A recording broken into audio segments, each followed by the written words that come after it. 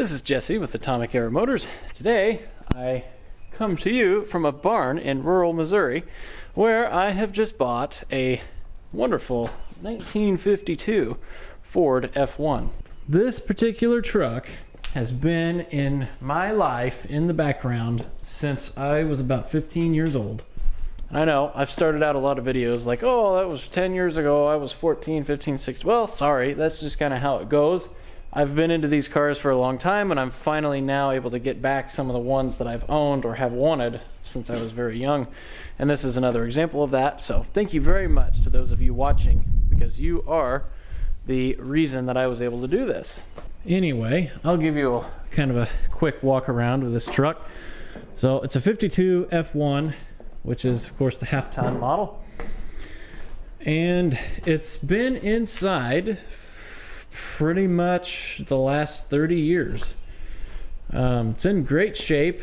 There's been some body work. It looks like it was being prepared for paint, but it's even still got wood in the bed floor, which I don't believe that's the original wood unless it's shrunk up quite a bit. But let's take you around this thing. Very, very little rust. I haven't found anywhere that is actually rusted through. There's a few little dents. The running boards are typically some of the worst places on these trucks, and that's the only dent in this one. They also tend to rust out along here, which this one looks like it might have at one time. There's some body filler. Not a big deal. Still a lot better than your average example of one of these. Show you what the inside looks like. Very, very clean interior. There is no rust in the floors. The seat's in really good shape. I think that's been recovered. Probably. Could be original. The cardboard headliner is down, but that doesn't bother me. You'll notice, why is there a B&M shifter in here? And you know, it used to be a 3 on the tree, so why would that be here? Well, there's something kind of different about this particular Ford. Let me show you what's going on under the hood. What is that? That isn't a flathead. That's right, this truck has got a later model 302 in it, and a automatic. I don't know if it's a C4 automatic. I think that's what it has. I think this came out of a Mustang or some kind of Ford car, is what I was told.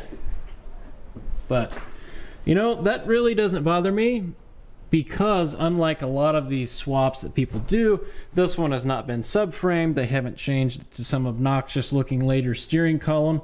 Other than the engine and the shifter, this truck, you know, you can't tell. If you put stock wheels on it and hubcaps, it would look like a completely stock 52 Ford and actually be a lot more usable.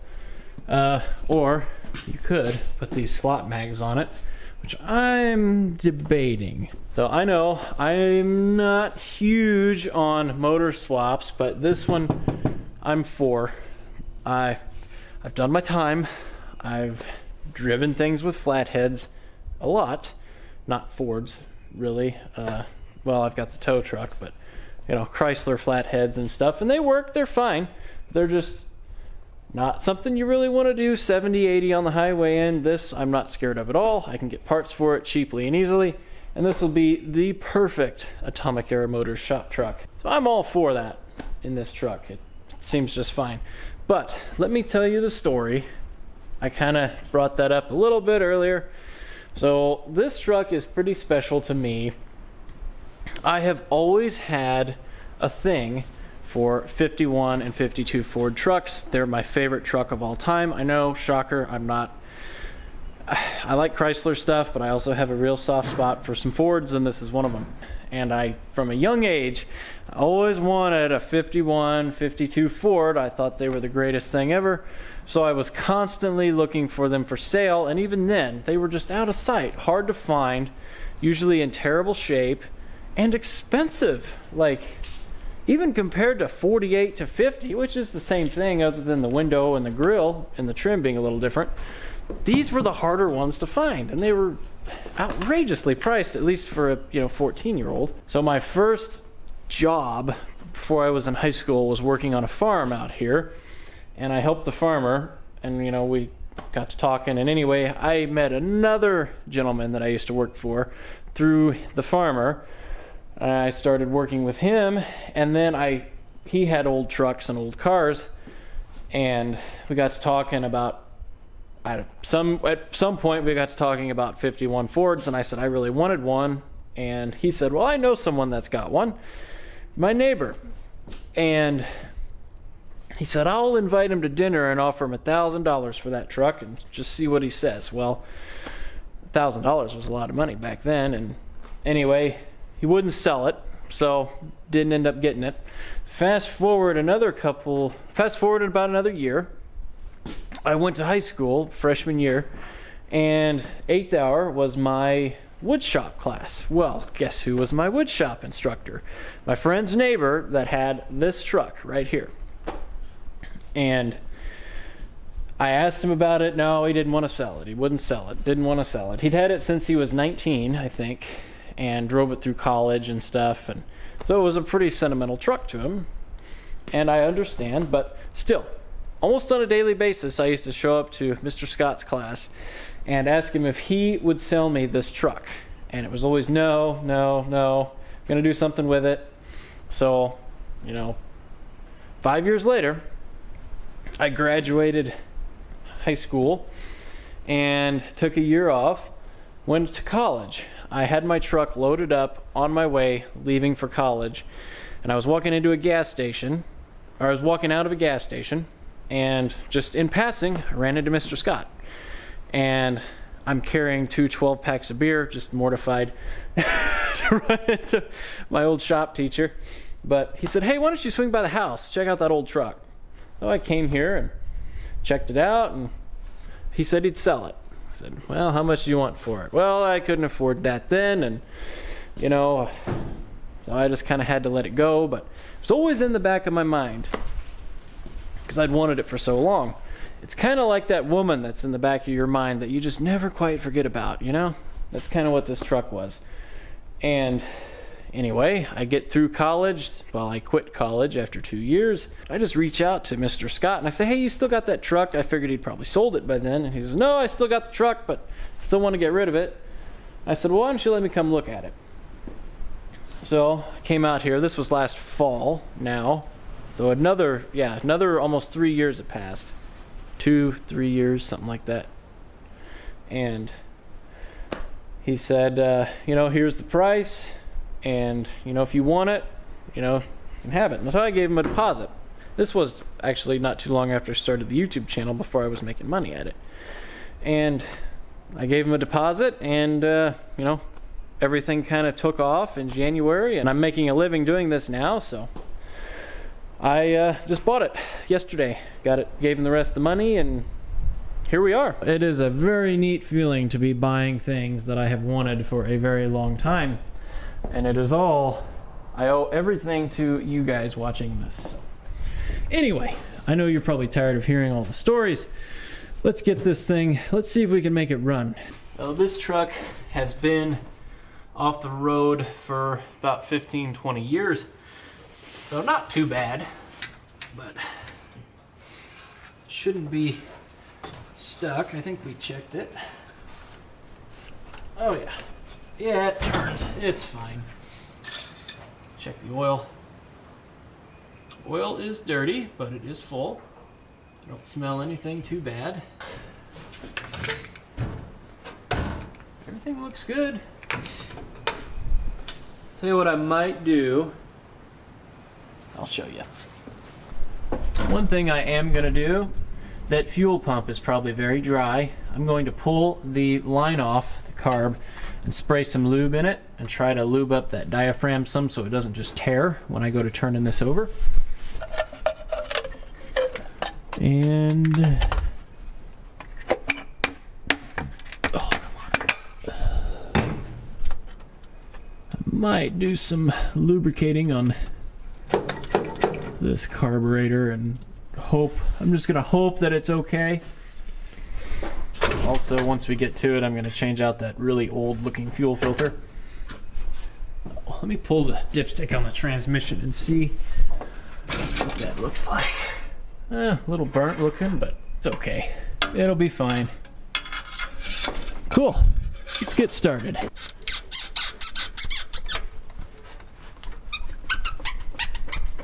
There. Now I can spray some lube down that line and it'll run down to the pump.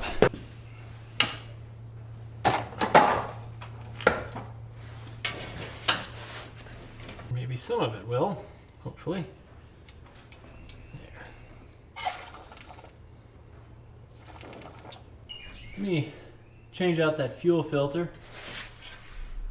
I'm gonna guess that this filter was probably at the end of its life. The fuel smells like varnish too. There's a little bit of fuel remnants in there. Hopefully the carburetor and everything's not completely gummed up. New filter.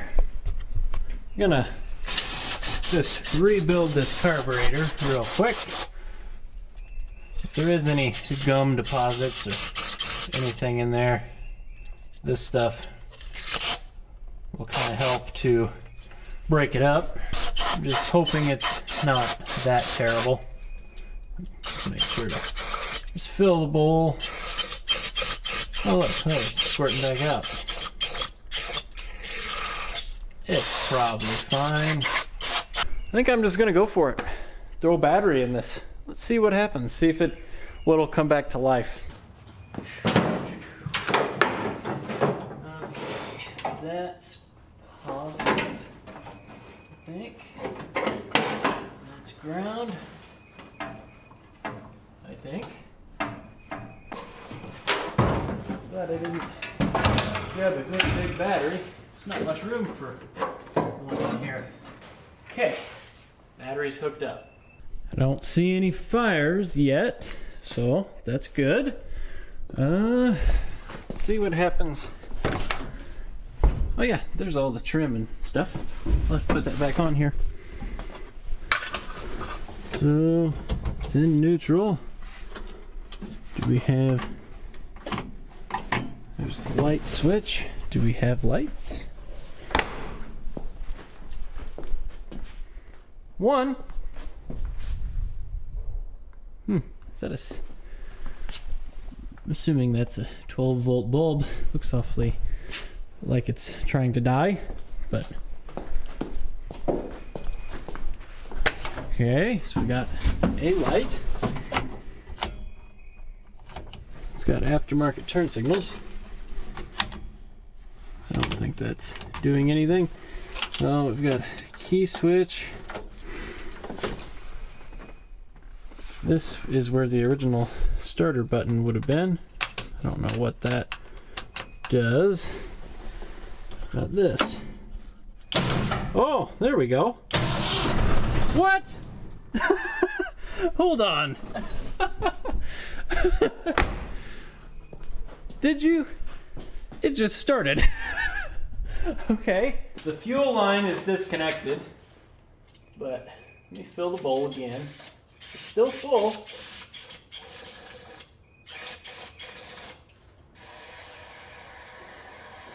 Let's try it again.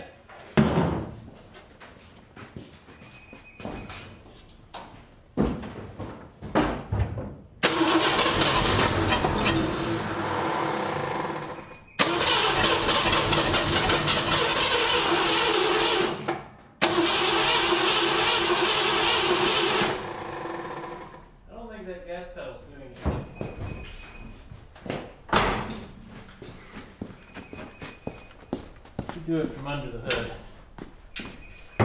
The choke also being completely shut may not be helping. There. I need a screwdriver. Jump the solenoid.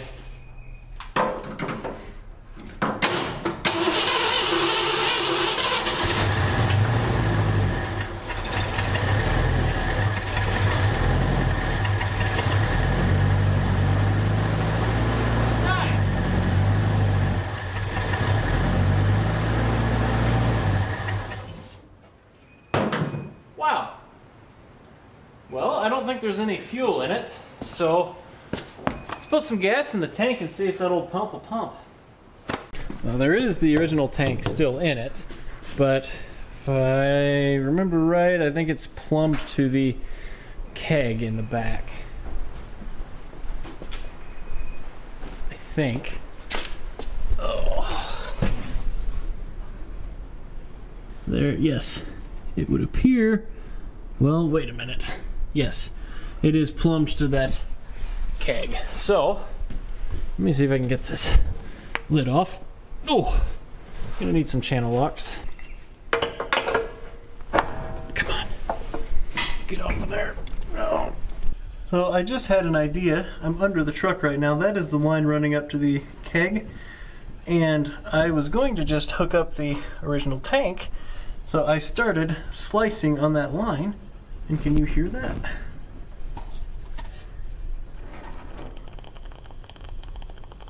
Sounds an awful lot like fuel.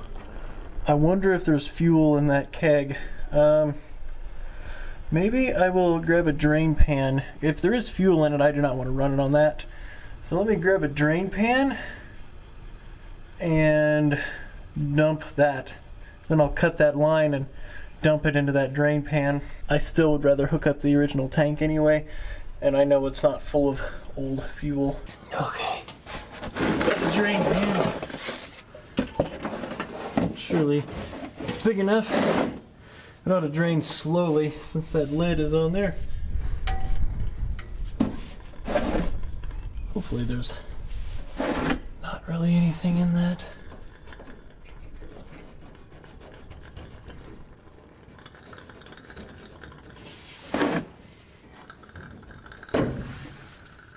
Oh.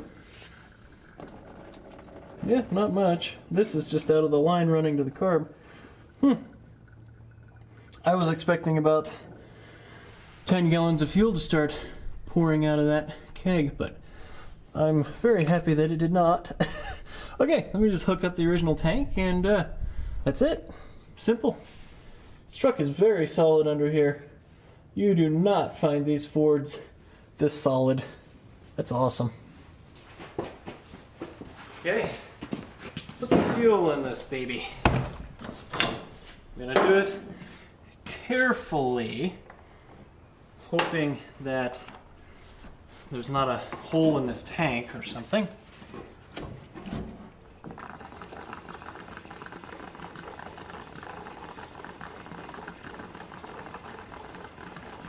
The inside of this tank actually smells better than the fuel that came out of that keg.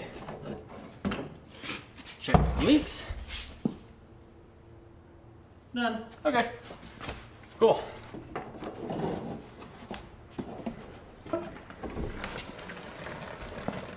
Gonna also just preemptively put a little bit of Marvel Mystery Oil in this. Doesn't it smell nice?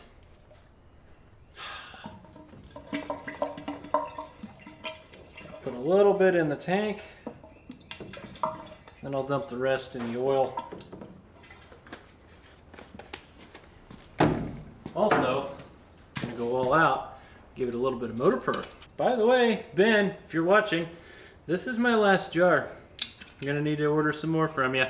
And this is great stuff. I am not paid to say any of this. This stuff really works. First, I think I just saw a mouse.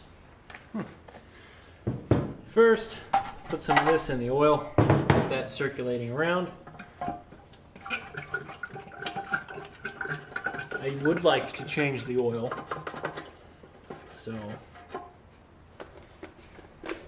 and I'll try to carefully get this motor purr in the bowl of the carburetor so that it can maybe kind of break up some of that gum and varnish that is in there right now. And it's good for the accelerator pump and stuff. It'll swell it up. All right. Now, I'm gonna see if she'll pump fuel. I guess I could prime it. I don't really want to do that though. Okay, holler at me when it starts. Well, actually, I can pump it from I can just jump it from under the hood. Never mind.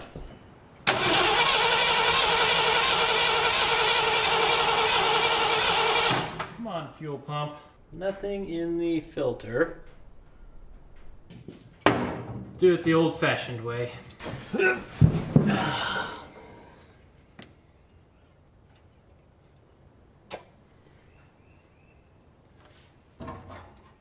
Oh. Still nothing. It's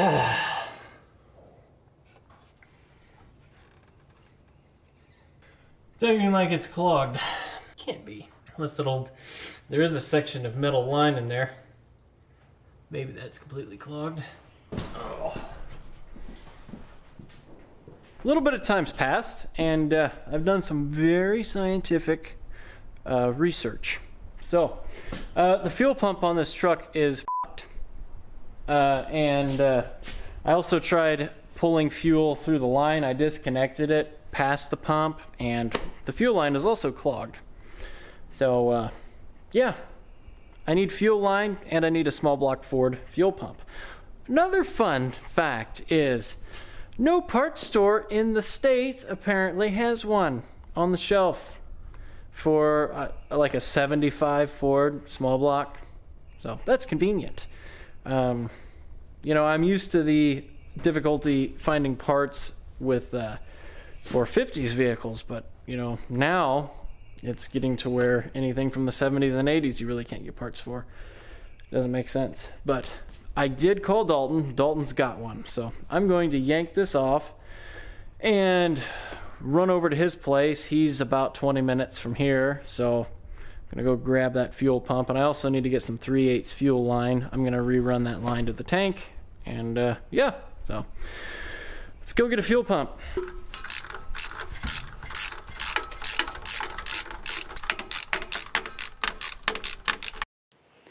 Thank you, Dalton, for the new fuel pump. I'm gonna just throw that right back in there real quick and replumb all the lines to the back, and hopefully then we will get fuel.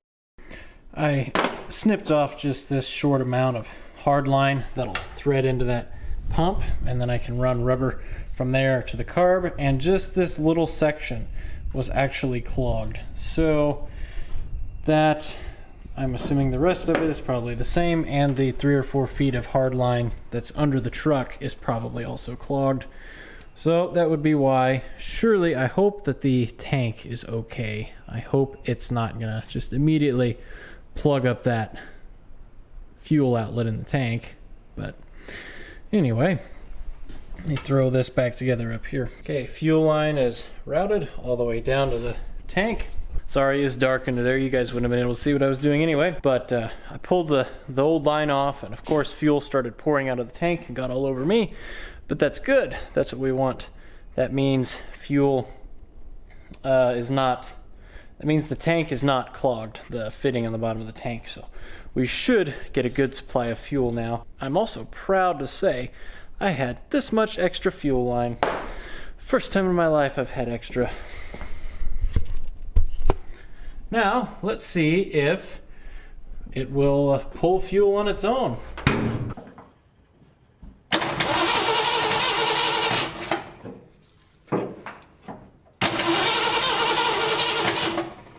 It's pulling fuel. Let me just flip the key on.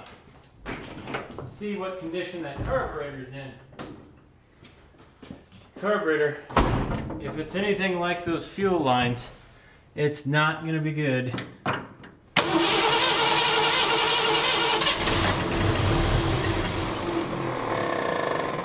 I'm just helping it along with this.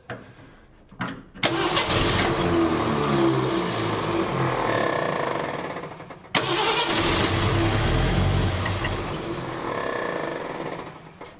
don't think that... There. Joke.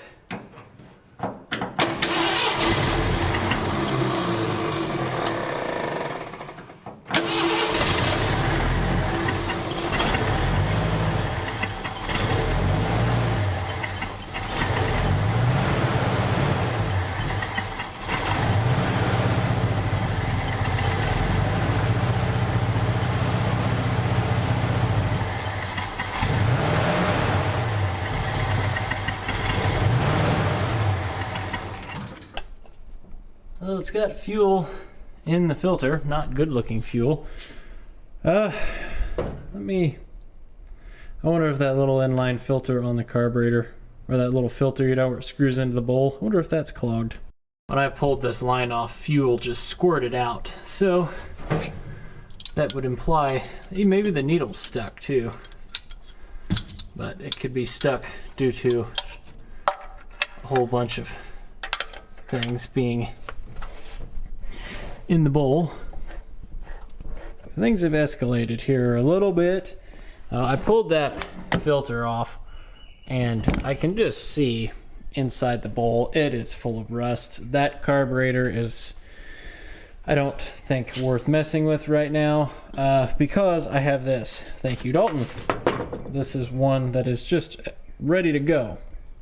Pulled this guy off and there's this great big spacer on here, and this gasket that the carb sits on it could be used. It's questionable, but the problem is this one just got destroyed underneath that spacer. So I am going to try to find something to make a gasket with. I got the gasket surface all scraped clean, and I'm going to make a new gasket out of this Pop Secret popcorn box. So let me show you some of the techniques for making your own gasket. Got all 4 carburetor studs in, and you might be thinking, well, how am I going to get this down and over that stud without destroying it? So take a socket, find the stud, and then just tap it over, and look. Now, I've done it on the other 3 already, but now I can push that gasket down flush with the intake. Now you're probably thinking, well, how are you going to know where to cut it out? Well, look, you take a ball peen hammer, and you kind of work around the edges. This works better with gasket material because it's dark.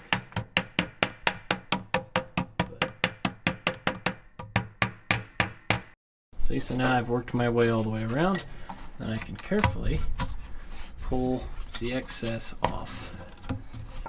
Carefully, trying not to destroy what I have already made.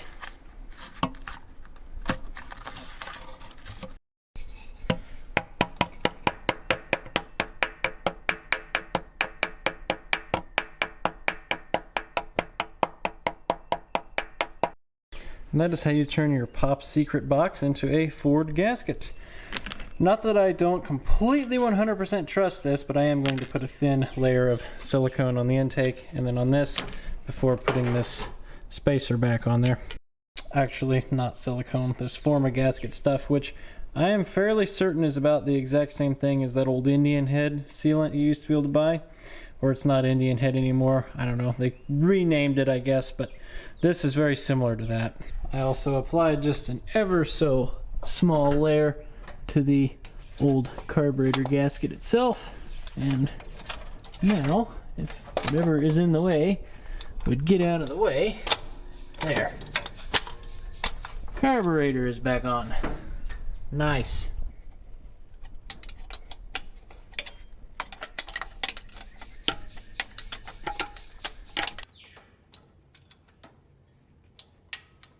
This is supposed to be a freshly rebuilt carburetor. Well, sort of fresh. There's a tag on it. It says 2022. Hopefully it's better than those ones I was dealing with on the Jeep. They look the same, but I don't know what this is. I think this is a Holly or something. It doesn't say motor credit. I don't know. Doesn't matter anyway. Carb is bolted down. I'm not gonna put that little inline, or that little filter, metal filter that goes there, that was on the other one. I'm not gonna run that. I have this. I'm just gonna put a hose barb in it.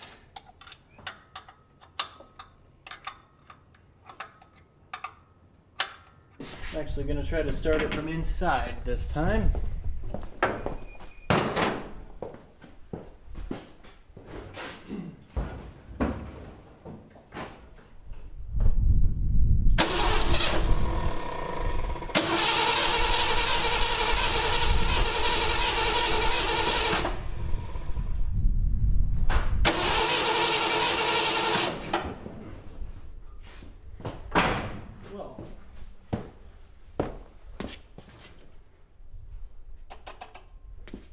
fuel.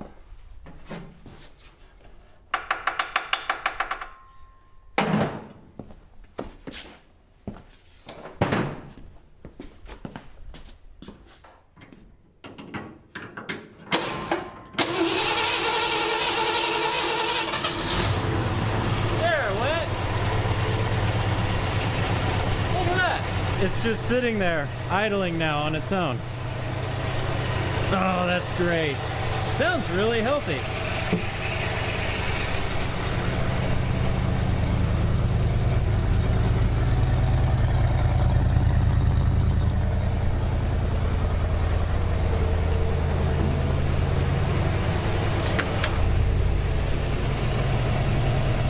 Is there an oil pressure gauge? Yes, taking 50 pounds of oil pressure just sitting there idling. Wow, that's really good. That's a great feeling. I'm gonna put some water in this. I wonder if it's low.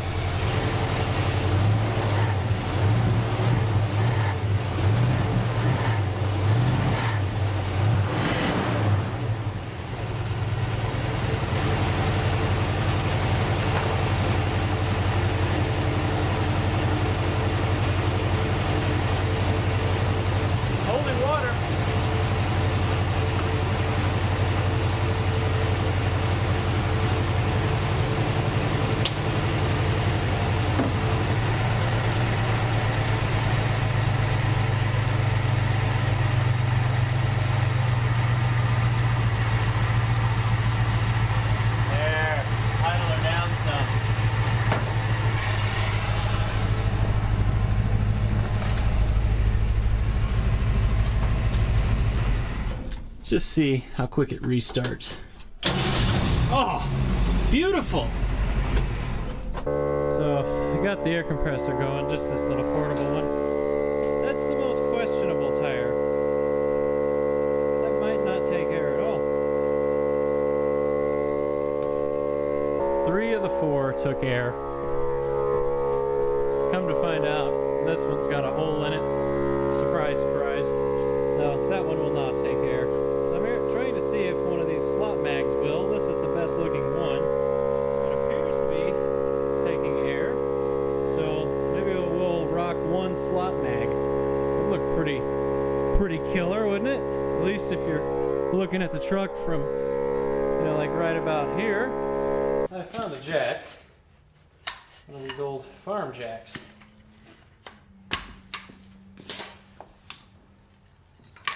Okay, let's see if I remember how to use one of these.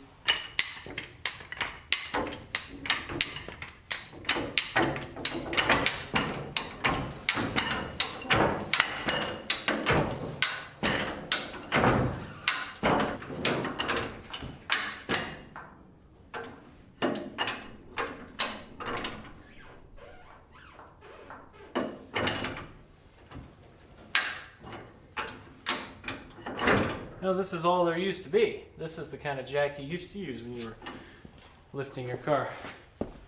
It's what they used to come with. Well, similar, but same thing, pretty much. I am not a fan of them.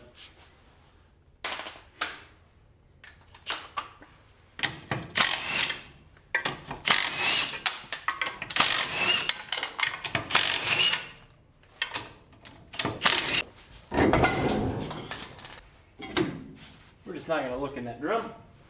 Don't know, don't want to know yet. Okay.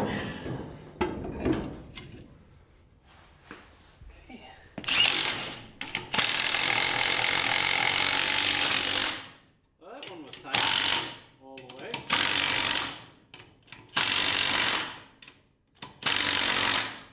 Good enough. That is plenty. These farm jacks just make you really want to get whatever you're working on the ground quickly.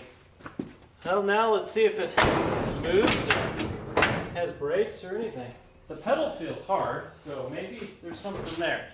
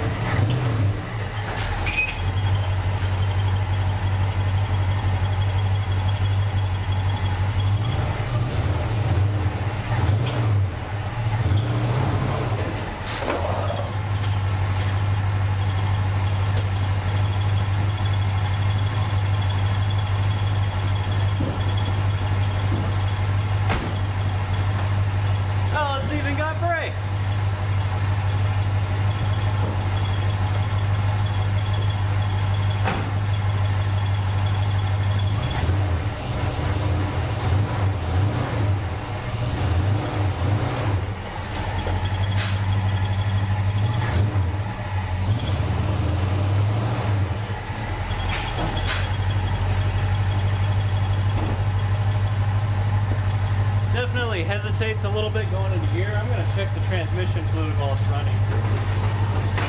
Oh.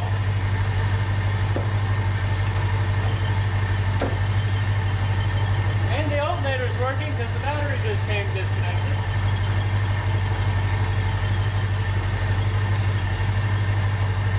Oh yeah, I need fluid. Let me put some fluid in it.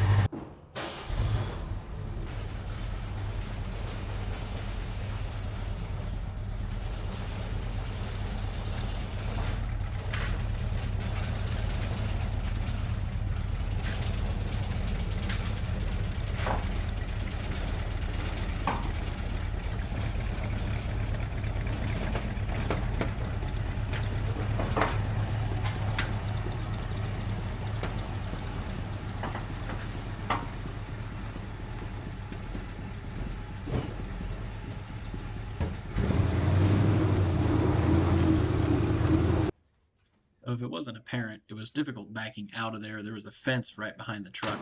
So I backed down the hill, and then of course it had been raining a ton that week and immediately got stuck. So I tried a few different things. I tried putting some plywood under the rear wheels, and none of that worked, so we ended up having to use a tractor to pull the truck out. Every time I backed up, I just ended up getting more and more stuck, so. Sorry, bad camera angle, but the truck is unstuck, so now I'm gonna drive it. Maybe. There.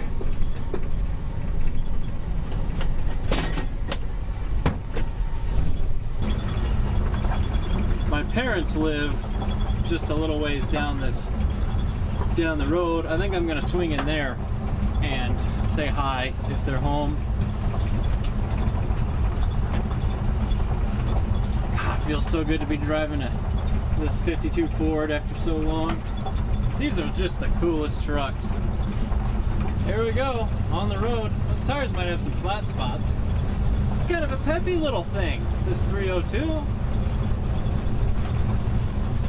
Probably doing all at 35 miles an hour. Wow.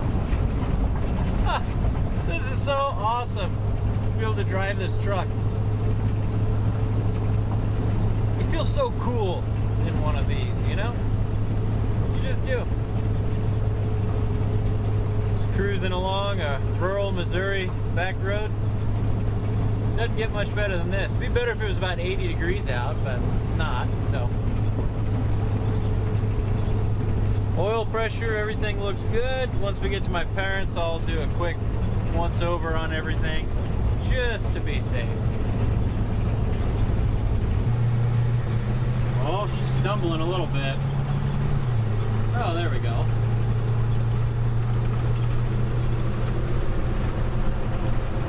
I've been here playing with switches and stuff. Look at the windshield wipers. They're a little funny, but they work. They're electric. I thought they were vacuum. I'm glad they're not. I wonder what else in here. I wonder what that is. A horn. Cool. This thing just keeps getting better and better. It smells. Hold on. Something smells like it's burning or hot. Or not the brakes. Probably just old whatever. Yeah, not the brakes. Must just be something burning off under the hood. You smell all kinds of interesting smells when you fire one of these up for the first time in a while. And when you drive them. We just got about another mile or so to go. I'll be over there at my parents' and we'll do a quick once over. I got back in it and I smelled it again. It does have a brake dragging. It is the driver's front, so that's scary. But my parents live like right up there, down the road a little bit. I'm gonna try to just go easy and not use the brakes at all between here and there. Maybe that could be that wheel cylinder is just a little slow to return. So, come on, truck. Well, it still rolls sort of freely, but all right, here we are. We're so close to at least a spot that I can work on it. it still rolls free. It cannot be dragging that much. Maybe I can get it adjusted some. All right, here we are. Let's run through that puddle and get it on that drum. Get it nice and wet. Okay, oh good. It looks like they're all drinking beer. I'll be back. So I'm over here at my parents', and it's dark now. The truck, the inside, it still smells like something's on fire. It sure seems to me like it's probably brakes, but I don't know. I touched both the drums when I got in here, and they weren't hot. So I'm gonna jack the truck up and spin the wheels and see if I can tell. I don't know. Maybe it isn't brakes, but maybe I'm just paranoid about it after one of my last experiences.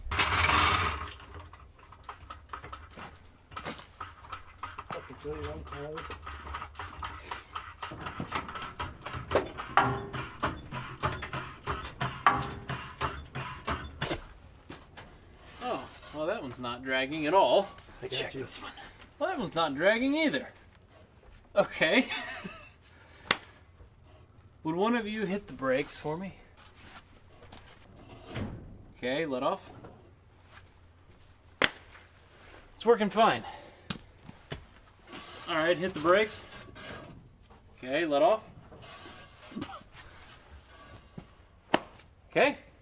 I'm gonna check the rears real quick, just the exact same thing I did here. And so far, the brakes are clearly not the problem. One last thing, I need to check the lights before I go. So I don't think I've got anything in the back now. That was a light, but it's gone. But I do have headlights. Perfect. They both work. They're both incredibly bright, as you can tell. So that will work. Well, the lights are very dim, so you're not going to be able to see anything. But I am on the road. Wish me luck. Got probably another 10 miles or so to go tonight. I'm going to Dalton's Pole Barn Garage. Got something extra special for this old girl. The lights just went out. So that's neat. Let me try to get this stopped here. Can't see anything. Well, the lights. Got the switch on. The fact that they both went out at the same time. So I figured out the light problem. I think it was just a bad battery connection.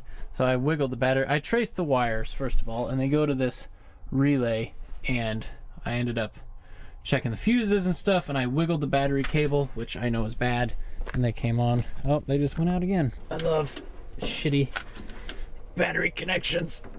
Wow, just something really cool about driving an old truck like this on a gravel road at night. It's funny, as much as I've always loved 51 and 2 Ford trucks, this is the first one I've ever driven. It just died. Pretty sure I know what happened too. Well, I thought it ran out of gas, but it just fired right back up. So possibly a wiring issue. The wiring in this truck might need some attention. Notice the taillight works now. It didn't before. I don't know why it just died, but let's keep going. Just pray we make it. Well, it just died again. I just got awkwardly passed by someone over there in their Cadillac. Probably caught some judgment. Well, filter's full. The bowl is very wet. Another thing, I wonder if the coil, sometimes coils get hot and they do weird things like this. Okay, see how far we... it's probably out of gas.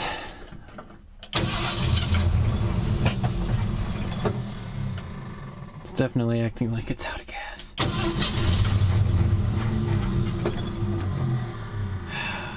Damn it.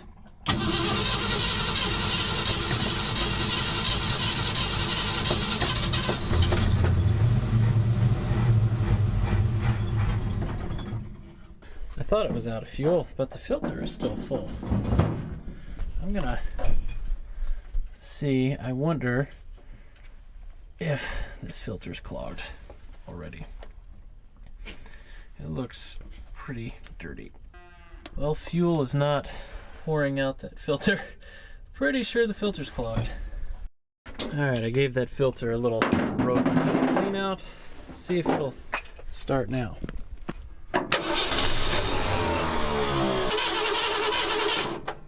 It's definitely just out of gas. Son of... Okay, something else has happened. I just pulled the fuel line off the pump just to make sure, and I sucked on it, and I got plenty of gas. So, the fuel pump is dead. That fuel pump is brand new. I wonder... Boy, I don't know. Maybe I can make the old one work. So, I realized I left the other fuel pump. So, currently, I pulled the fuel line off of the new pump, and I am filling a 1-gallon jug that was an antifreeze jug with gas. And I think I'm going to have to rig that up as a temporary fuel tank. Okay, so, help showed up. I thought it was out of fuel, so I had gas on the way. Not the case. As you know, the fuel pump's dead. So, I have to kind of re-gear here.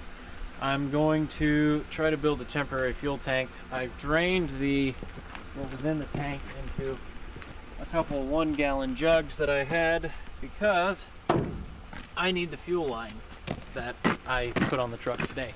So, I'm going to crawl into there and cut that off, and I'll show you what I'm going to do. So this is the fuel line. Just crawled into there and cut it off. I need some sort of tank. So I can either use maybe one of these 1-gallon jugs, or I've got a 5-gallon can back here somewhere. Do I not have that? It's in the bed of our truck. Oh. Okay. Okay, so I've got this utility jug. I think I might be able to make a tank out of. Oh, perfect. 3/8 fuel line is a nice snug fit inside there. I might take some tape and wrap it around that just to make sure it seals. But what I can do is fill it with fuel and put it up there like that and strap it, and then run that to the carburetor, and then it's a gravity fed system. That's a decent fit. There's no tape here, so not gonna do that, but we put a few gallons. That'll probably seal okay. Put a few gallons in this.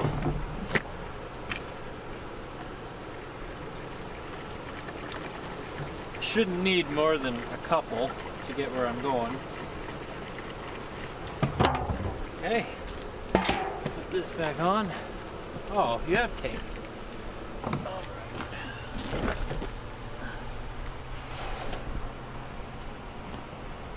Guess it would have been smart to do that before. You need to carefully route this fuel line to the carburetor and try to not dump gas everywhere.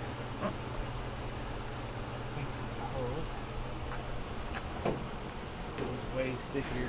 Oh, it's not leaking. We're good. Good, sweet. Alright.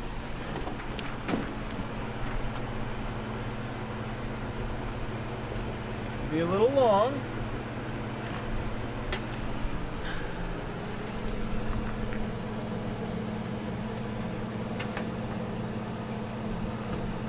Okay, just route the fuel line like that.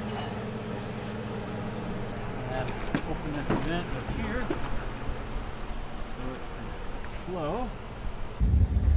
I'm back on the road again. I'm using my phone now because my camera died, so yeah.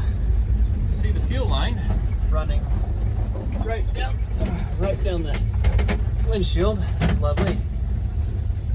Also got to really drive slow because I can't latch the hood now. So, pretty cool. Dalton's going to be real impressed, I would say. Got like 5 minutes. 5 more minutes before I make it to Dalton's house. Well, it just died again. And this time it was not fuel. It was spark related. It lost spark for a minute. And I messed with some wires and got it started again. Oh my gosh.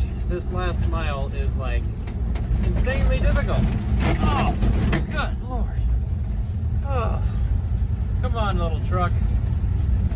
Let's do this. Oh my God. That was a brutal, like, 15-mile drive. I am so glad to see Dalton's house and the Fury. I am 100% driving the Fury home tonight. Wow. That was rough. Well, it is like 1 in the morning and the truck is here for the night. I will be back in the morning to the Fury.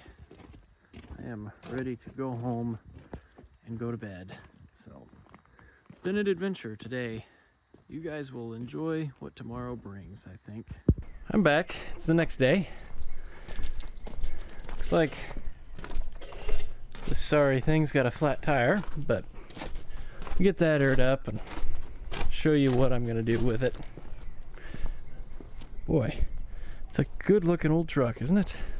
Wow. We might have to redo that fuel system at some point too. Hasn't even leaked though, so that's good.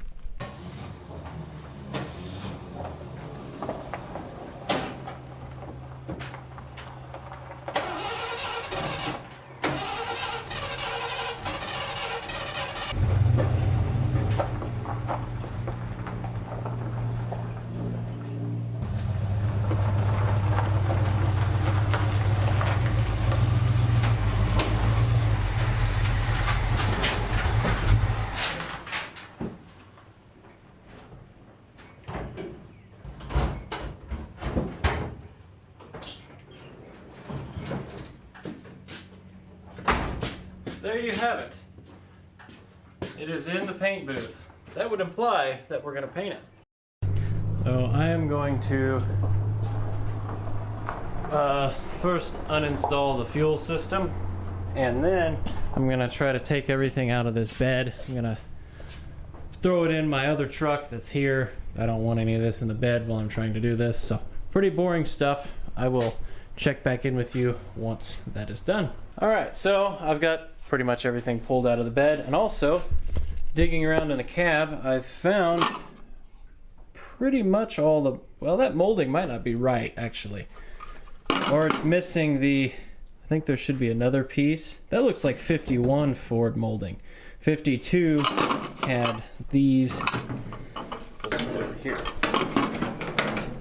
That, right? I think back here. There's 2 holes. Oh, yeah, okay, then you're right. So yeah, that looks like 51 Ford molding that someone stuck on here, because 52 has got the 2-piece molding. So can't put those on. But I do have the V8 emblem. I've got the mirrors, and I have an O and an R. Or? Which actually don't even look right. Maybe they are. Yeah, that's right. Yeah. Yeah, okay. So I need to find the others. They might be in the cab somewhere. But yeah, that's it. You can paint this by tomorrow. Yeah. Okay. It's gonna be a real quality paint job too. Yeah. Well, I'm here for assistance, and by that I mean I'll be over there working on my own car. See you later. No, so the plan is, since I, absolutely never finish anything, I'm going to finish this. It is a will it run, revival, mechanical, whatever, and a paint job. So this truck will be done, start to finish, as far as I'm going with it for the foreseeable future in this video. Alright, so what I'm going to do, I'm going to use the DA on all the big flatter surfaces, and I'm going to take it down pretty much to bare metal, focusing on all the spots where there's rust. This primer that's on this truck is very thin, so it's not going to take a lot. And there's been some body work done in some places with some filler, that I'm going to really grind those down, and where it's popping out right here on the fender, and then I'll do another thin coat of filler over them.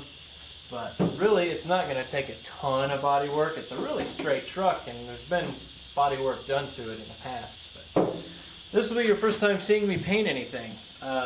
Believe it or not, out of all the automotive stuff I did, so I went to a 2-year automotive. I went to a automotive college for auto restoration. I only made it 2 years through before quitting because of how high the tuition costs were. But I've done upholstery, I've done paint, I've done body work, engines, all that stuff, but I really, really enjoyed paint. I do like to paint and do body work. One of the things I actually excelled at. So, really been wanting to paint something, and I'm glad that finally got something to paint.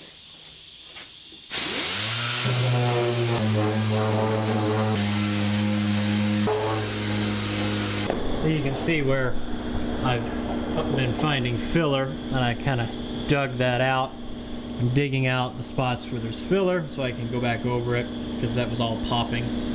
Same thing, there's, well, maybe not there. There's some down in here as well, but I've kind of hit the bigger, flatter surfaces, so now it'll be hand sanding for the most part on this fender.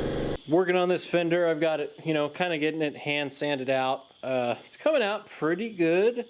I don't think I'm gonna go to bare metal everywhere on it. That would be a lot of work, and I don't think I need to. But I also now have help. Matt showed up, so I'm gonna force him to sand. It's gonna be great. Yeah, sure.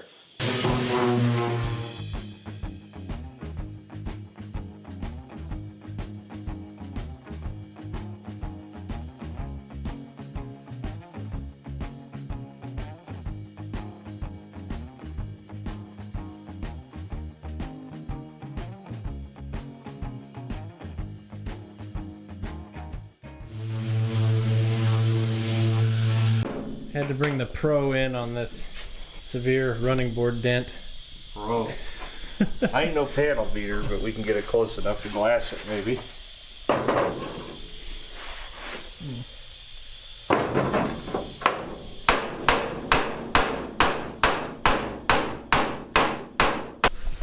Alright, I got it close. There's the thing, you're going to get it close. You can sit here and work that thing forever. We can take it off the truck and get it closer.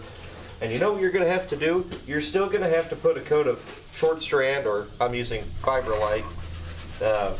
You're going to have to do this. This makes it strong. Your feet are going to go there. You're going to be stepping on this. Fiberglass is freaking strong. When it bonds to that metal, it ain't going to come out of there. I promise you that.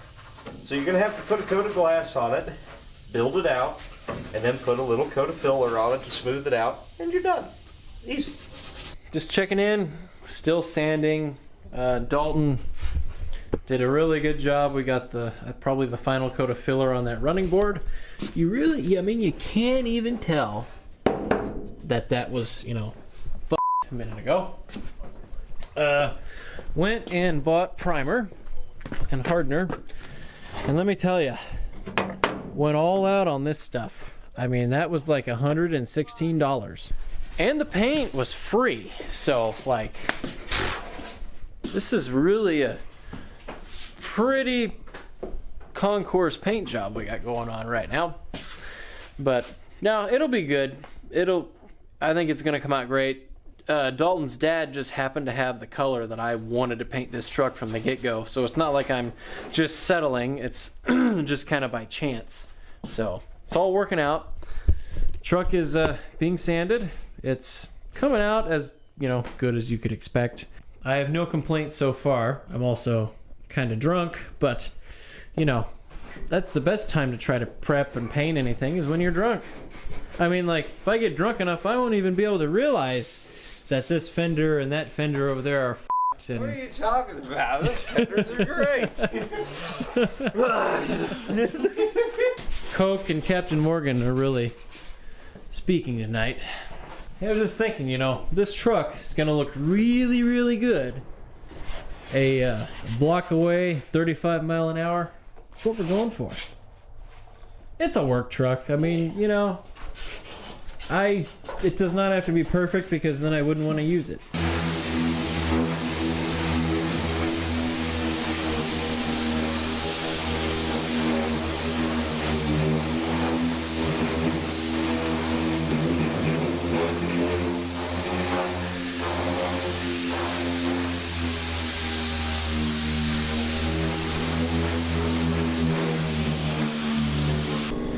Alright, oh, it's a lot later. Been sanding more on the truck. Basically what this is right now is sanding. This other fender is pretty hammered, just about like the other side. So there's a few spots that are, you know, they're not good. I think this is really bad. You get in here, it looks like someone's taking a ball peen, like had the fender off and taking a ball peen hammer and just beat the shit out of it. That's what it looks like. No better than the other side. So you might ask, well, what are you gonna do about that? Well, nothing. So we've uncovered some more problem areas on this truck. Door, fender. That fender was actually completely creased in. Looks better now, but we're going to fix that with some glass. Yeah, well, look, it's butch work, and this whole truck is butch work. I mean, if you were to do this right, it'd take a while. It would take a year. We could spend the rest of our lives on this truck. I mean, this is a great example of how not to do body work. They had short strand in here, and then they packed it over a rust hole, and this whole fender was pulled in, and they just built it out. That took, what, 30 seconds with a body hammer and made it flat again, so that now that the filler depth will be minimal. I mean, very little. Mm-hmm. But there's still a rust hole to contend with, which I will, of course, just pack with fiberglass again. Because, look, the fiberglass lasted for quite a while. Probably at least 30 years. This is old Bodywork. This is older than the guy you got it from, if I had to guess. Yeah. It's very old work. This is not how you do body work, people. However, what? Oh, that's how you do body work. That's how the last guy did body work, and it held up for an awful long time. So, I don't know. Maybe this is how you do body work. I mean, look, the hole's gone. I mean, the last guy packed that full of fiberglass. You can't even... Well, that's what we just did. How long did that take to rot out in the first place? 10 years, probably? I mean, these things were not treated for any kind of rust prevention. There was no ELPO processing in the 50s. And so he packed that rust hole full of fiberglass. It actually lasted longer than the truck did the first time around. Well, good morning or afternoon or whatever it is. It is the afternoon. It's the next day. Dalton and I were out here sanding on this guy till after 1 o'clock in the morning. I didn't get home till 3, didn't get to bed till almost 4, so kind of getting a late start at it today, but that is fine. Goal today, we should get her in primer.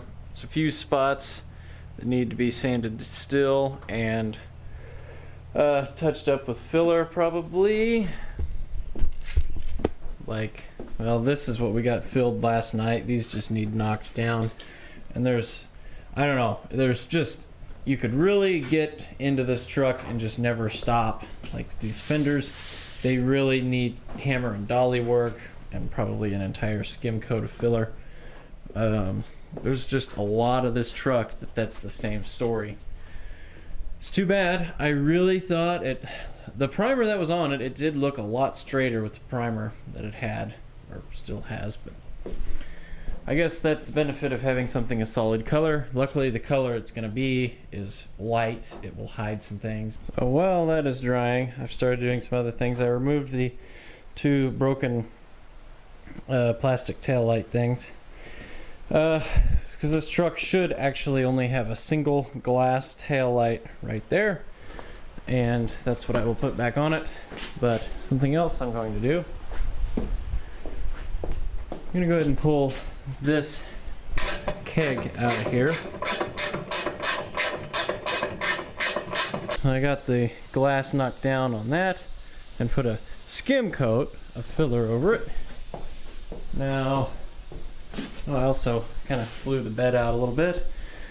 Gonna need to do that, and I just need to go around and scuff the insides of the bed. That was the tray falling off.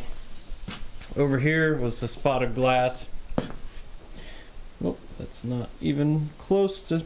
Okay, don't touch that. Knocked that glass down and then did another thin coat of filler on it. So it's actually getting kind of close for the coat of primer. So that's good. But yeah, some more sanding on the running boards, the inside of the bed, kind of stuff, and anything I missed. There's going to be a lot that I missed. I am joined by the Dalton now. Finally got him pried away from his favorite car in the whole world. I'm so tired. Why can't I have a day off? Don't worry, tomorrow I'll help you clean the shop and stuff. That'll be the day off, I guess, right? Yeah, working. Anyway, the truck, we're very, very close. I do need to fix this seam right here that somebody else has also filled with body filler and then used an angle grinder to cut that seam. This should be two separate pieces, you know. Actually, that's been filled all the way back here. And I know that because it's in a completely different spot than this one, which hasn't been filled. And this line is totally different too. But, you know, not much I can do now other than just try to not think about it. You can only see one side of the truck at a time. That's true. But, oh, I didn't show you this yet, I don't think.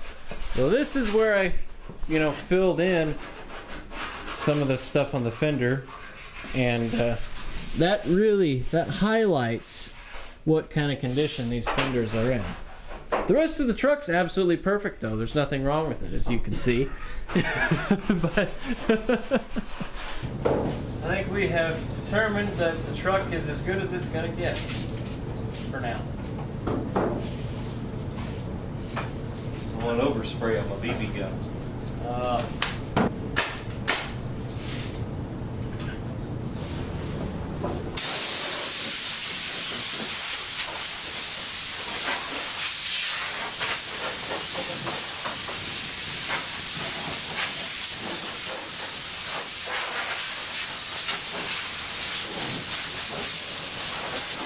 Now comes the part that I really hate, which is masking.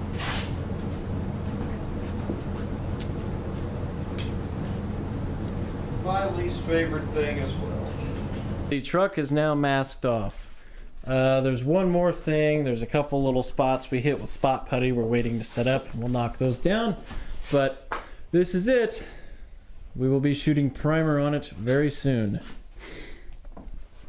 This is a preservation job. That's what this is. Mm-hmm. It's not going to be perfect, but it's a work truck. Yeah. I mean, Use it. I have every intention. This will be my shop truck. And if at some point down the road, in a year, when we have a little more time than we have right now, you could do a good paint job on it. But putting a paint job on it now is only going to serve to preserve the truck. It's not going to hurt a damn thing. So you're not doing anything wrong. This is brand new. Paint shaker.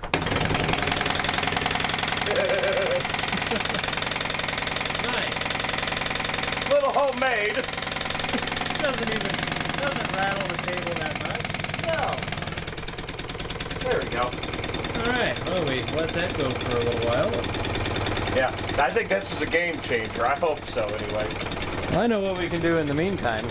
What? Drink? Yeah. Oh, okay. How did the paint shaker do? We all know that this stuff sits on the shelf at O'Reilly for like 40 years and then they sell it to you. I think you're the big painter in this town. I think I'm the only one. Okay. Here's the true test. Is there a glob in the bottom? No! Ooh, paint shaker. Game changer. It's awesome. You should always smoke when handling. Oh, we both are. Excellent. Yes. That's good. If we weren't, who knows what could happen. I don't know, we might spontaneously combust though. Oh. But this primer is 4 parts primer, 1 part hardener, and 1 part reducer. So 4-1-1. And the reducer, I like to eyeball it myself. You don't want to end up shooting water. This ancient rusty can of reducer is surely fine. That's slightly less than 1 part. That is very watery. Yeah, that's what I mean. Like 1 full part is a little much for me, but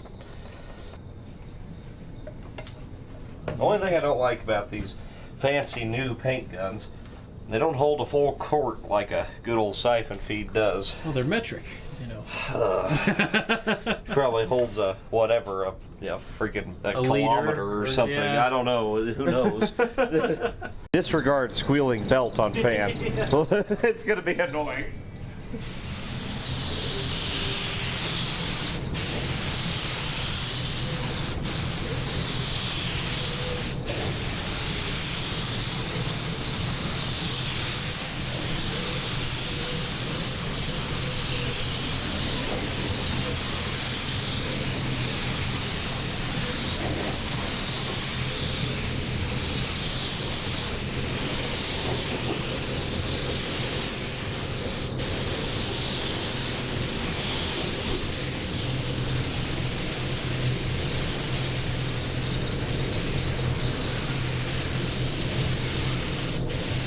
See, the gray primer makes it look beautiful.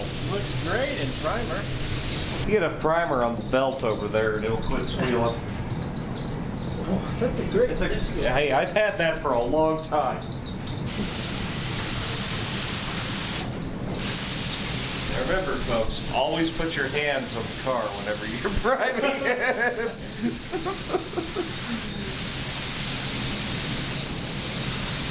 This is what's going to separate me from Scott over there at Cold War Motors. He does incredible work, beautiful paint jobs, and then I'm over here, you know, doing this. Doing horrible things. Yeah, you cannot ever say that I am copying him. And if you're watching this, Scott, we all strive to be, I strive to be you, but that'll never happen. There you go. The technique is good. You learned something in that fancy learning school you went to, but I actually learned from Dennis oh, a lot more than I did in that $50,000 a year. trade schools are a scam. You learn how to do this shit by watching an idiot on YouTube do it. This is not a how-to video. No. Do not do this.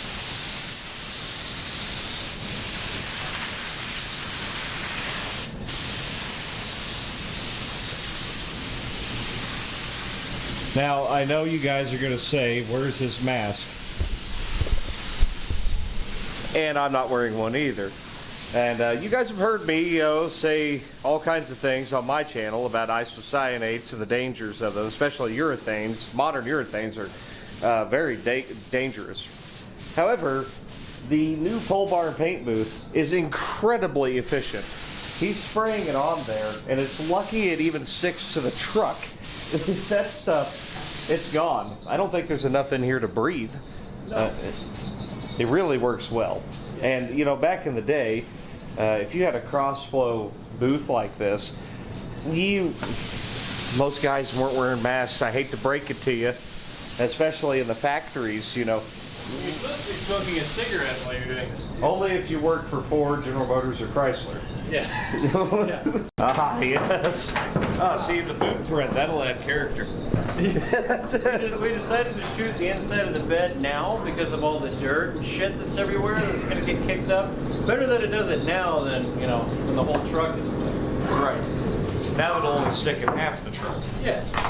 Well, I mean, hey, at least we're not rhino lining the inside of this bed like everybody does. I would not do that either. No. Yeah. I would brush paint it. It's better than rhino line, you know? Kind of the theme of this whole thing. the song of my people.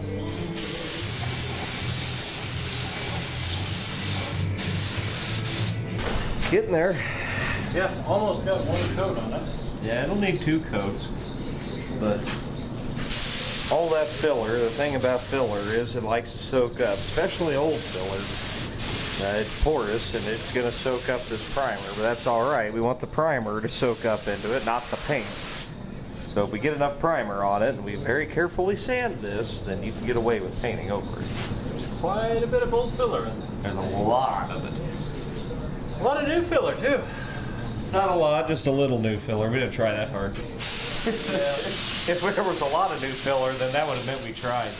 Could have easily covered the entire truck in filler. And you'd have to. Primed. It's primed. 3 coats. Yeah, it looks good until you look at the rear fenders. Just don't look at it, and it's fine. Look at the front of the truck.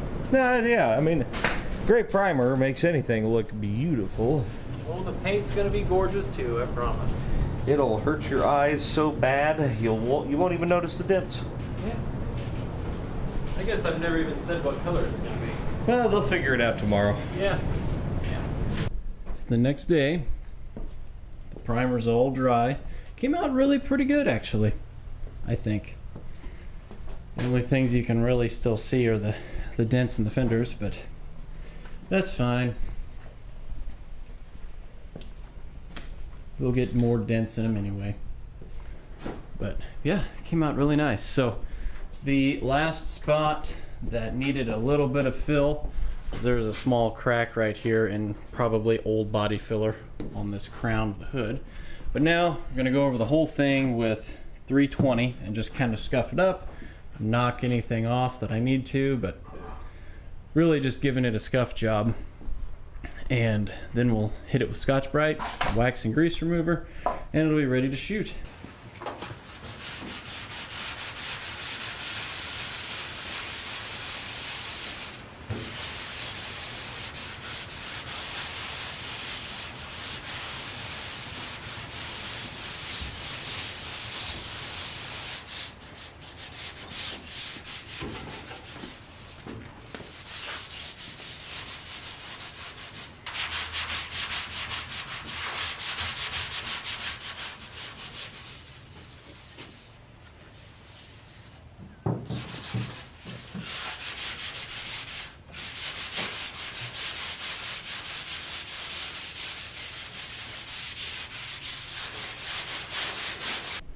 I'm working my way around this truck. Started up there, and I've worked my way all the way around, hit the inside of the bed. Now I'm on this fender. I'm just knocking it down, you know, nothing crazy. I'm also making sure to really kind of emphasize more on the parts of the truck that are better. So the tops of the rear fenders, you know, this flat area on the bedside, the doors are really good, actually. The faces of the running boards and the front clip and hood, which are actually probably the best part of the whole truck. So it's coming out pretty good, actually. I think it'll be okay.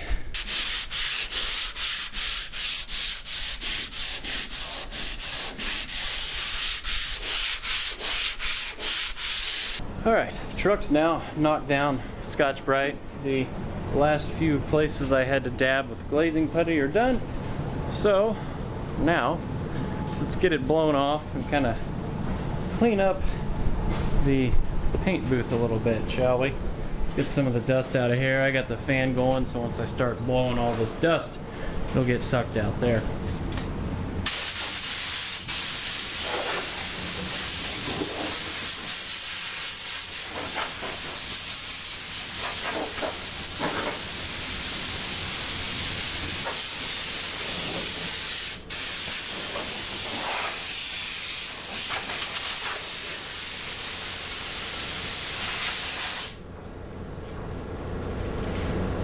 Now everything's kind of cleaned up, gave the truck one final blow off, kind of picked up the shop. And the last thing, we're going to wipe it all down with wax and grease remover. Let's see what this shit looks like. I bet it's yellow. Probably very, very yellow. It's been sitting in my dad's basement for like 5 years. Oh, that is insanely yellow. The camera isn't even picking up how yellow it is. And water. Oh man, you should. That's beautiful. Ah, yeah. It's almost like a caterpillar plus dandelion yellow.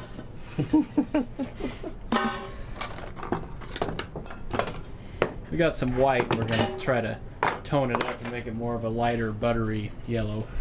You should never mix paints. No, Never mix paints. they're very clearly the same exact paint. Yes, same brands. I can tell you they're both cheap. So we're going for about that much yellow to, This much white. yes, I think we're going to need all the white. if you probably want. just all the yellow and all the white. But we need to end up with a full gallon because actually this stuff, you can tell, is actually fairly thick. This was not bad paint to paint with. This restoration shop stuff, though, I've shot this a lot, and it used to be pretty good, and now it's, I mean, it sucks. In the last 6 or 7 years. So if we could thicken it up too, that would also be helpful. That stuff would just run right off the truck. It is worthless. I'm just going to go for it all. We may have to add some more yellow, but let's see what that generates. There we go. Oh, looky there. That is looking a lot more pleasant. Yes. We're trying very desperately to come up with as much white paint as we can.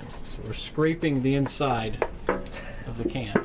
A little bit more. You never know. If we can add just a little more and then just a little more yellow, that'll get us really close to a whole gallon. And a gallon of paint should paint that truck no problem, but my God, this is very watery. I think we are going to send it. Okay. I think probably get the whole truck in 2 coats. No. No. Okay. What is this mix? This mix is 4-to-1. I guess most of it's yellow. We're going to call it 4-to-1.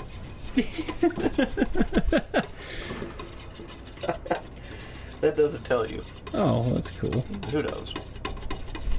Yeah, that is a very It's a beautiful color. It's a beautiful yellow. It's that is now a trademarked color.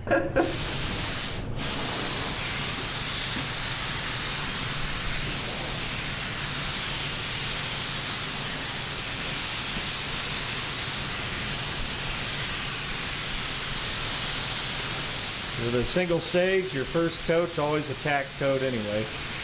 We're just trying to lay a base.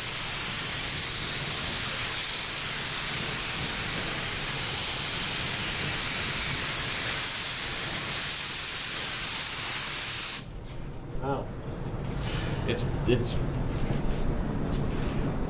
It's very hard to show on camera, but it's very transparent. Yes. We probably need like 4 coats. And we do not have enough paint, but we're going to try anyway because Can't really stop now. that's all we got. It'll make a really good primer.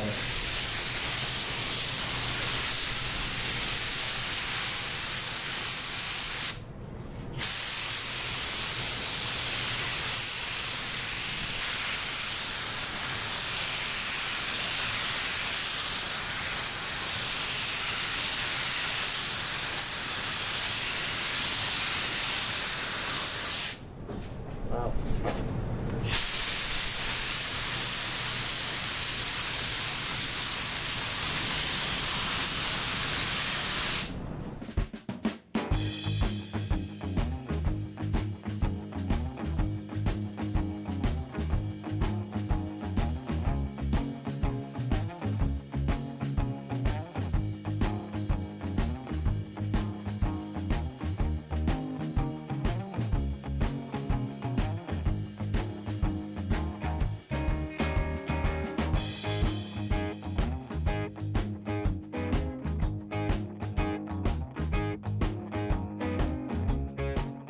Right now we're working on the second coat, which is covering better. You can see this is the first coat. It's pretty stripy.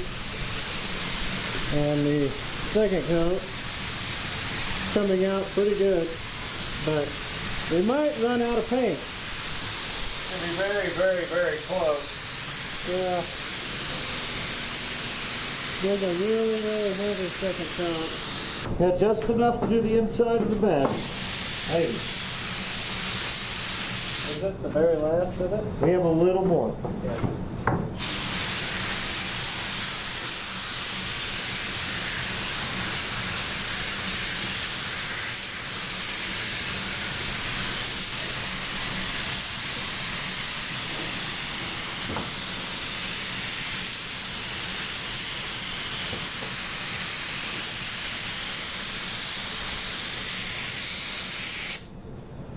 Tailgate now. Got it? Yep.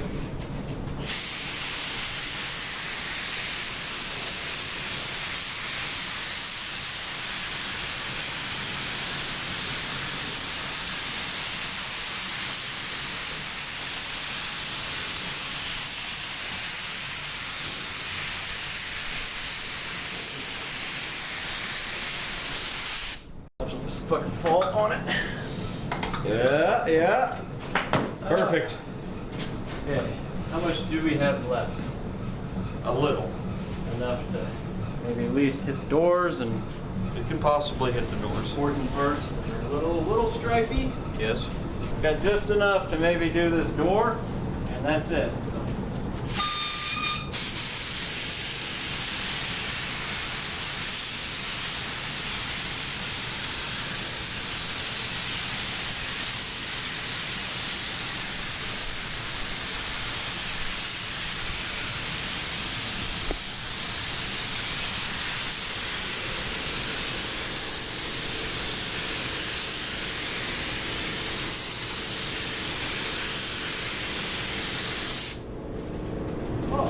Still a little left in there. Go for the other door.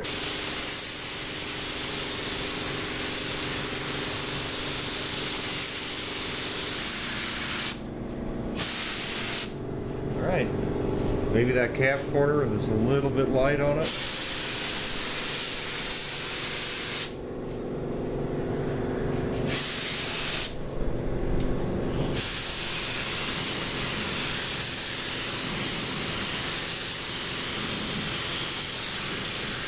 You got enough for this?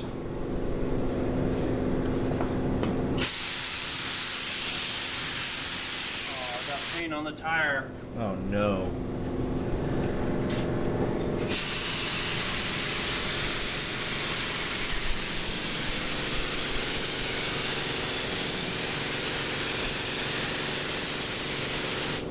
I'm focusing on the areas of the truck that you're going to be seeing and looking at. Right.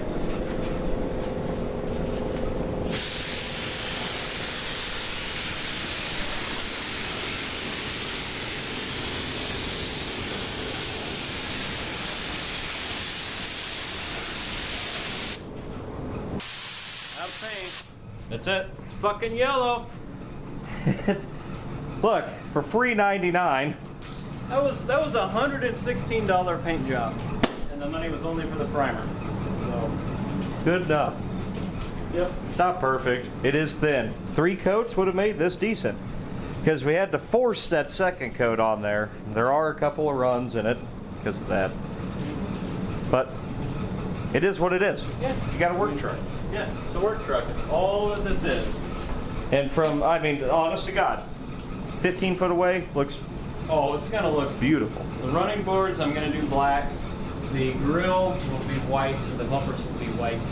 Yeah. It'll look pretty damn good. It's going to serve its purpose just fine. It actually is better than I anticipated. So, oh, the truck looks. You can kind of tell without all the lights on, and it's not wet anymore. It is not as insanely bright as it looked earlier. But I think it's firm enough. We're gonna start pulling the masking tape off carefully. Oh yeah. I didn't paint the rubber between the panels. Hey, I put that outer edge under the rubber. I did that on most of it until I gave up. Okay, hopefully it comes off clean. Still a little wet there. Yeah. Yeah, the truck is not dry. Make no mistake.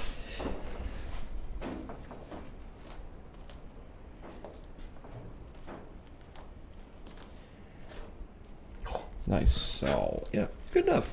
There's no dirt under that tape at all. None. You washed this before you brought it here. I did, yes. Somewhere between here and, you know, on all the gravel roads that I drove it here, there was a car wash and I stopped.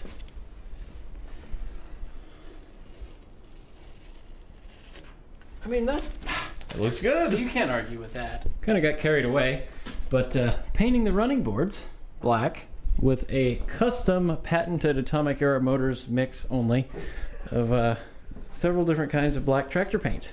Everything that was in Dalton's cabinet poured into one can. And some hardener. Yes, but they look, I mean, it looks sharp. We'll need a second coat, but... Yeah, but it looks going to look really, really good. The black running boards just take this truck to a whole other level. Here it is, the next day. She's dry.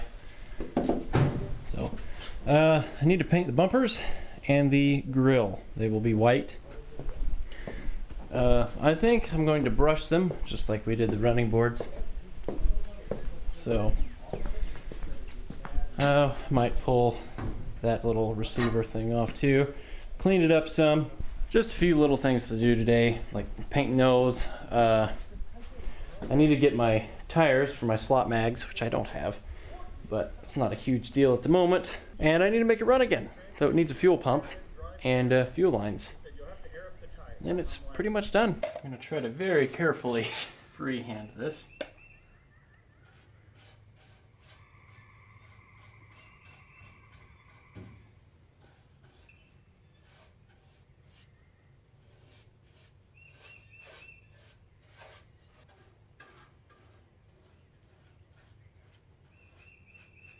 There's the first coat. I'm going to give it a few minutes and let it tack up, and then I can go over it with a second coat, and then I think the grill should be good. I think I'm going to just spray can the bumpers. That would be easier. I've got some Rust-Oleum.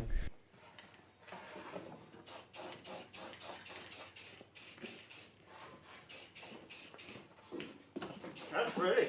Like that? I do.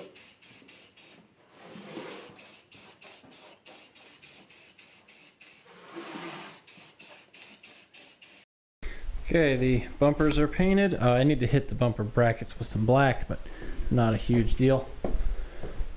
Started throwing some of the trim back on.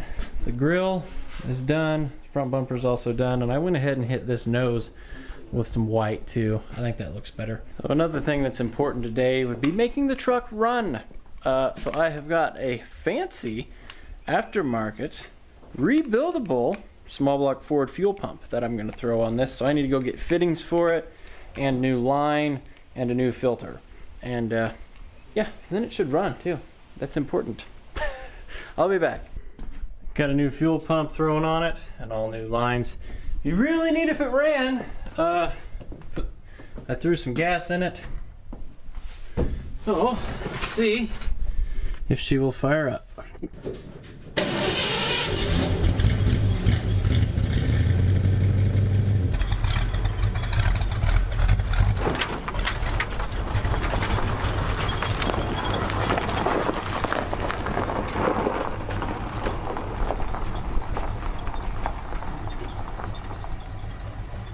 Tire's flat again.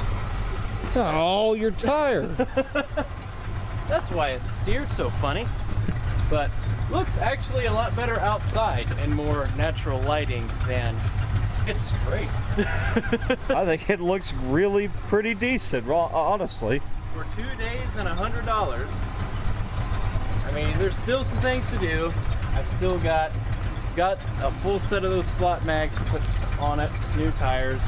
Still got some odds and ends stuff.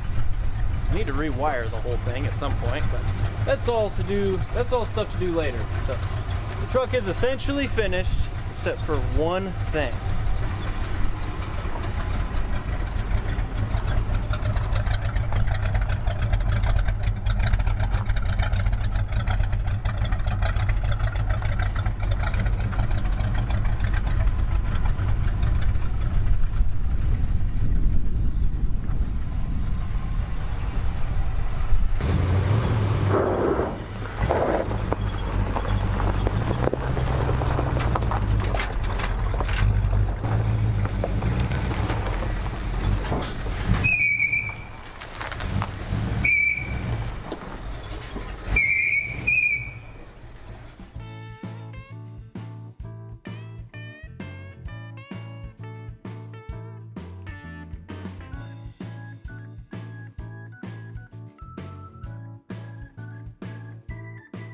It's been, God, it's probably been about a week or more since I touched this truck. You know, we had the car challenge and everything, but the truck is finally finished. I just threw the new wheels and tires on it today. I got slot mags, 10 wides in the rear, 8s in the front. They're what came with it, and I just went and got new raised white letter tires put on it. I put on them today. Looks pretty sharp. Of course, I know I need to clean the slot mags. I didn't do that. But the final thing is this. Jess over at Jess Does Stuff actually lettered the doors for me, and she highlighted the Ford in white. Just did a really awesome job. I am very happy with it. This truck still has a few things it needs. I know inevitably it's going to need brakes when it blows a wheel cylinder, because the brakes that are on it are old, which I've got the new brakes, but I'm going to hold off. There's, you know, it could just be never ending, but I'm going to call this truck done for now. I mean, you know, at the end of the day, I've got a great little driver. I can cruise to town. You know, it's got my name on the side of it, and from a distance it looks really good. And this paint job cost me all of like $120. So perfect for a work truck. So I think we're gonna call that the end of the first video on the 52 Ford. I'm ready to just get out and enjoy it. I'm tired of working on it. So thank you so much for watching, and go ahead and subscribe if you haven't already.